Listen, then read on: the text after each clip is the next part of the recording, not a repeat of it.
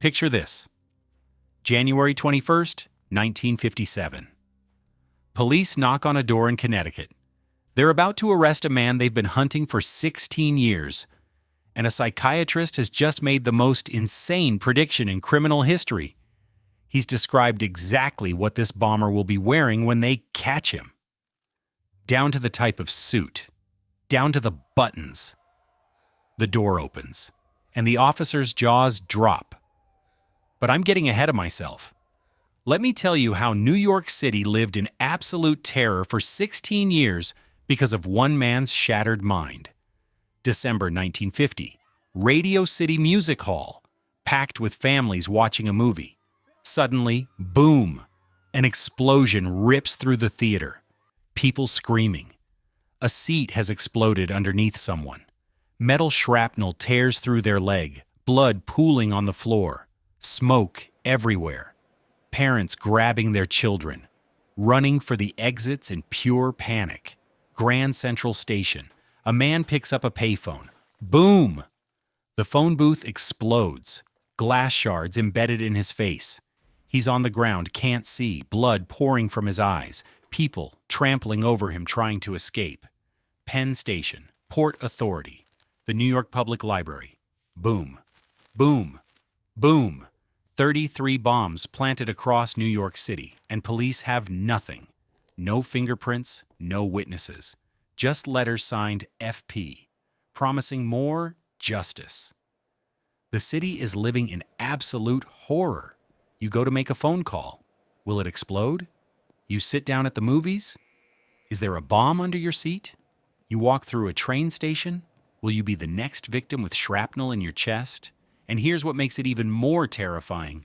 This guy is invisible. 16 years of hunting. And police don't have a single solid lead. But let me tell you who this monster is and how he became one. George Metesky is just a regular guy working at a power plant, Consolidated Edison. And one day a boiler backfires. Boom! Scalding chemical fumes blast into his face and lungs. He's choking, his lungs burning from the inside, collapsing on the factory floor in agony. 6 months disabled, can't breathe right, can't work.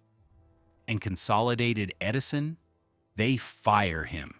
Just toss him out like garbage. George files for workers' compensation. This gave me tuberculosis. I'm dying because of you. Denied. Appeal? Denied. Again? Denied. And inside George's mind, something snaps. He's got paranoid schizophrenia. His reality is fracturing.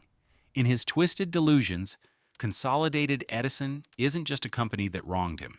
They're evil. They're criminals. And he's the hero who will bring them justice. His therapist would later explain, George genuinely believes the bombs are justified, that he's the victim. That's what paranoid schizophrenia does. It completely distorts reality until you can't tell right from wrong anymore. November 1940, his first bomb, a crude pipe with a note. Con Edison crooks, this is for you. It doesn't explode. It's a warning. Then World War II happens, and George sends a letter. I will stop for the war, but I will bring Con Edison to justice. They will pay for their dastardly deeds. Signed, FP. 9 years pass, the letters keep coming, threatening, obsessive, dozens of them, and everyone ignores them. Classic warning signs of severe mental illness, delusions of persecution, obsessive hatred, detachment from reality, all right there in those letters. And society does nothing. March 1950, he's back. Bomb at Grand Central. Then boom! The library explodes. Boom! Grand Central again. And for 5 more years, he's planting bombs across the city. People are getting maimed. Shrapnel in their faces, legs blown apart, permanent injuries. New York is a war zone. Police are desperate. 16 years and nothing. So Inspector Finney does something radical, something never done before in American criminal investigation. He calls Dr. James Brussel, a psychiatrist, and asks, Can you get inside this guy's head? December 1956. Dr. Brussel studies everything, the letters, the bombs, the locations, and he builds a psychological profile. Listen to me carefully, Brussel tells them. Your bomber is a foreign-born male, Eastern European descent, between 40 and 50 years old, a bachelor living with female relatives, clean-shaven, athletic build. He's a textbook paranoid schizophrenic. The officers are like, okay, that's helpful, but... And then Brussel says something that makes them think he's crazy.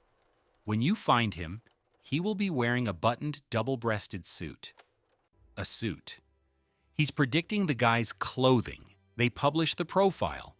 Consolidated Edison searches old employee files for disgruntled workers matching the description, and they find him, George Metesky, former employee, Eastern European, filed compensation claims, injured in 1931, January 21st, 1957.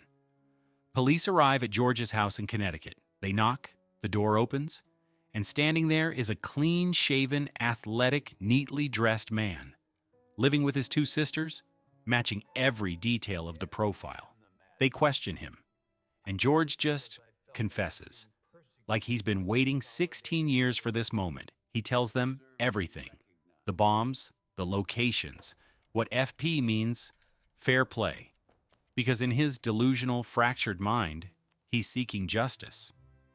Can I change before you take me? George asks. Sure, they say. George goes upstairs, comes back down. He's wearing a buttoned, double-breasted suit, exactly as Dr. Brussel predicted. The officers just stare. How did Brussel know? Because paranoid schizophrenics have patterns. They're meticulous, neat, orderly. Their delusions are structured. And Brussel understood the psychology so deeply, he could predict behavior down to clothing choices. 4 months later, George is declared legally insane, paranoid schizophrenic, his mind so fractured that he still believes the bombings were justified, that he deserved fair play. Reality completely twisted. He's committed to an asylum. 16 years, the same time he terrorized New York. Released in 1973. Dies in 1994. George Metesky wanted fair play. Instead, he got 16 years in an asylum and a legacy as America's first modern domestic terrorist. A man whose legitimate grievance transformed into murderous delusion because his paranoid schizophrenia went untreated. And when they finally caught him, he was wearing exactly what the psychiatrist predicted. Because broken minds follow patterns. The question is, are we watching for those patterns now? Before the next bomb goes off?